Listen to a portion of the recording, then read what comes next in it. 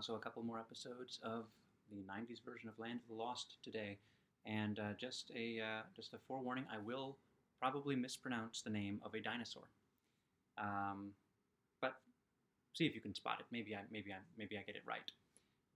So the first one is the Gladiators, and I have absolutely zero memory of this episode from back in the day, and from I think I've rewatched or tried to rewatch the series through all the way through a couple times, and I know I made it this far because I remember episodes that came afterwards, but absolutely zero, and I don't have much to say about it either. But it did make me curious about, and it convinced me that the Sleestak's civilization uh, would probably warrant its own spin-off if this version of Land of the Lost was to come out today, and if it was a hit, if this was the big TV show of right now, there would be a streaming spin-off about the not on the surface, and maybe not a prequel, but below the surface, or maybe a prequel and on the surface, but just the Sleestak civilization. Because the only thing that I found particularly interesting about this episode was that Shung builds a arena. Not really builds. He puts up some sticks and hangs some curtains from the sticks, and it's in a circle, and he calls it an arena. Probably budgetary constraints. The shows or Shung's, and he wants to see gladiator fights because he wants to relive some good memories. At least that is what he says. And it's not the most exciting or interesting episode, but it is an interesting idea, I guess. It kind of makes the Sleestaks feel like ancient Romans or ancient Greeks or some ancient civilization where they had gladiator matches, or like right now, because we do pay people to get into a ring and fight with each other, and somebody wins and somebody loses, and sometimes it's predetermined, sometimes it is not. But I don't know much about that world. But I'd like to know more about the Sleestak's world, at least Shung's Sleestak's world. At the beginning of the episode, he uses his crystal dagger to force a Stegosaurus and a Triceratops to fight each other. The Triceratops, it turns out, is Princess. That is Krista's. I don't know if it's Krista's Triceratops, but it's the one that Krista rides. And as they are fighting, and I think that the Triceratops is is moving in the direction of winning. But as they're fighting, Krista comes along and she tries to calm Princess. She doesn't want the dinosaurs fighting, especially her special dinosaur. And then Shung turns the crystal on her and possesses her, which he did in a previous episode, and she beat it. But I guess it's been a while, and she's out of practice beating the crystal. And he says to her that she would have made a great warrior or a great gladiator is his specific term. Back in the day. Now this might be hundreds of years ago or tens of years ago. The timeline is a little unclear, but it's the Land of the Lost. So, but he doesn't actually have her fight. What he does is he has her do her Tarzan call, and so they must be near the porters, because her voice carries to the treehouse, and the porters get in the car. Did they get in the car? Yes, they get in the car, and they go to her. Now, a couple of details. At the beginning of the episode here, Tom is teaching Kevin karate, and Tom, he talks like he actually does have some experience. He started learning, and he wasn't very good, and Kevin's starting to learn, and he's not very good. So there's that. And Annie is doing Tasha's toenails, kind of dull red, and Tasha's toenails are huge, and so that's, yeah. Later in the episode, Tasha is said to have been upset because her pedicure went bad.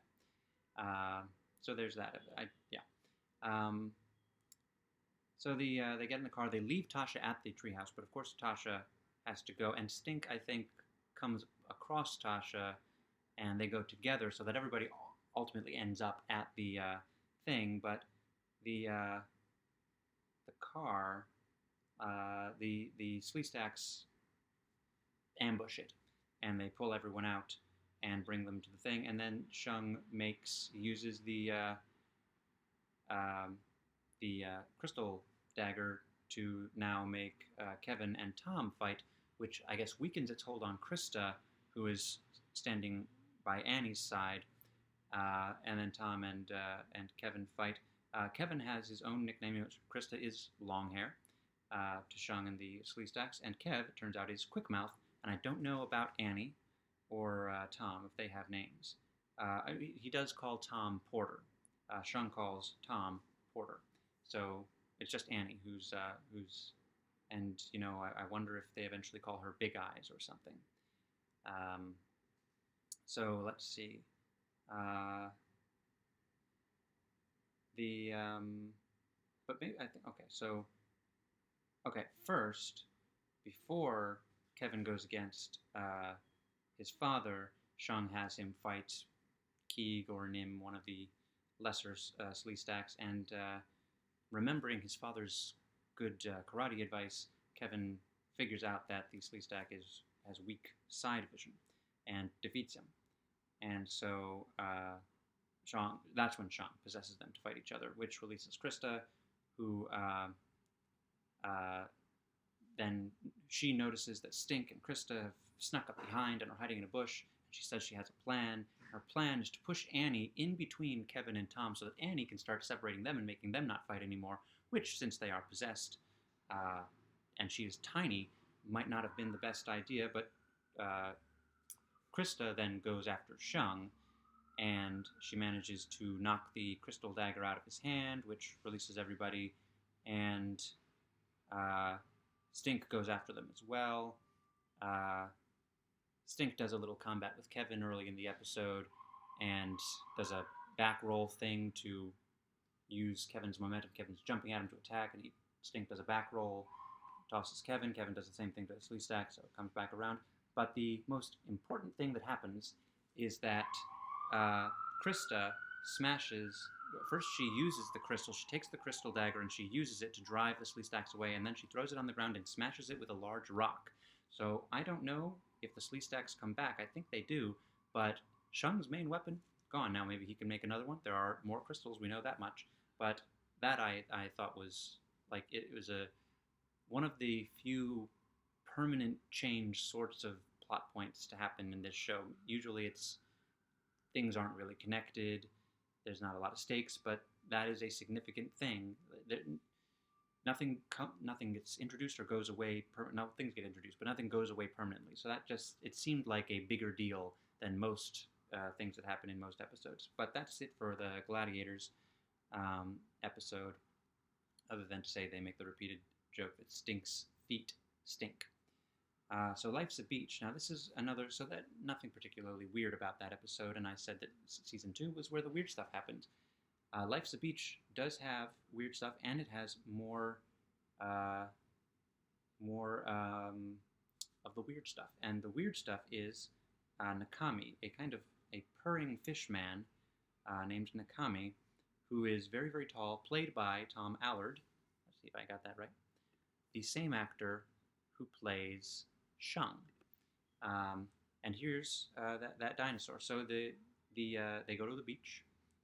In fact, it opens. They're on their way to the beach. They're in the truck, and it's the scene from Jurassic Park where the Jeep is going and the T-Rex is behind the Jeep. It's that scene, but with a stop-motion T-Rex, and the truck has a roof. So those are the only differences. And the truck stalls, and there's a tree, but everything's ultimately okay. They get away. And they end up at a beach where there are 2 brontosauruses in the water, when we get the wide shot, but apparently they're far enough away that they don't figure in with the rest of the episode. But it's a nice wide shot. Two brontosauruses towering over the giant rocks at the beach, standing in fairly deep water, but it only comes up to their ankle or whatever. It's a nice shot. I liked it. Krista starts having flashbacks as soon as they arrive at the beach, and so that's first hint that there's going to be something to do with Krista. And but the kids are just excited to be at the beach. Kevin points out there's no pollution, so I guess that means that the Sleestaks, when they had their civilization, they didn't pollute like we do. But that was a nice detail to add in. Just say there's no pollution in this water, and a nice environmental message. Kevin gets attacked by a serpent-like dinosaur called a Symbospondylus, which is a kind of ichthyosaur. It must have been a baby because these things are usually about the size of maybe a killer whale. But Krista and Tom fight it off, and but Krista's still feeling weird, and she kind of disappears for a while. Comes back in a very nice bathing suit that don't know. Did she have it on her? She didn't seem to bring a beach bag. She comes back from a cave with it. Maybe she found it in a cave. I don't know, but it's very nice, and it looks like a kind of, not primitive, but made from more natural stuff than a bathing suit that you'd buy at Walmart. But it does raise some questions, but it doesn't answer those questions, so they don't actually matter. And Stink and the others, they kind of go off in their own direction. Stink finds an 18-karat gold heart locket that Krista says she once had one similar, and I think it turns out to be hers. And then Tasha later finds a camera, then gets frightened away by Nakami, the purring fishman, the very, very tall purring fishman. And basically, the most of the episode then becomes, at first they don't believe the monster's there, and then Annie gets taken by Nakami and starts to communicate with him, and we find out that, all told, that Nakami was friends with Krista's family when she first came to, well, when they first got stranded in the Land of the Lost. And they did an interesting thing. Apparently they were at that beach, and they were friends with Nakami, and they built a raft to try to sail away, see where they could get to by actually going out on the water. The porters, I guess they decided not to do that, perhaps because of the story of what happened, which is that a giant storm, I don't know what it did to her parents or the rest of her family, but it knocked her off of the raft, and then she floated on some other piece of luggage or whatever back to the beach, but a different beach, so she didn't see Nakami, and she'd forgotten about Nakami. But so it was a different beach, and which is again kind of like, I think I compared her to Karana in Island of the Blue Dolphins previously, and that is a similar thing that happens to what happens in the book. That I don't know if it happened to the real lone woman of San Nicolas Island, but I think in the book she's on the boat as they are evacuating the island, and then she sees that her brother is still on the beach, and she jumps off the boat to go get him. So similar, not the same, but similar. So we find out more about her family, find pictures. Nakami has kept keepsakes from, I guess, what washed ashore or what they didn't take with them on the raft. Let's see, anything else? All right, yeah. So that's pretty much it. But I like water monsters, and this has two of them, and one of them is actually a substantial sort of character with feelings, humanoid, and so yeah, I like Life's a Beach. See, that's why they did it. That's why they called it that. There's no other reason to call it that. I guess maybe Krista's life's at the beach. but Life's a Beach, other than that, they only wanted it so that I would mess up and when I was saying it. Probably titillated kids to be able to say that title. And the Gladiators, which it has the crystal smashing rock, but other than that, not my favorite. So what's coming up next? Future Boy, which introduces one of my favorite tertiary characters, and Siren's Song, which I don't remember much about, but I look forward to. More weird stuff. As Krista would say, peace and love.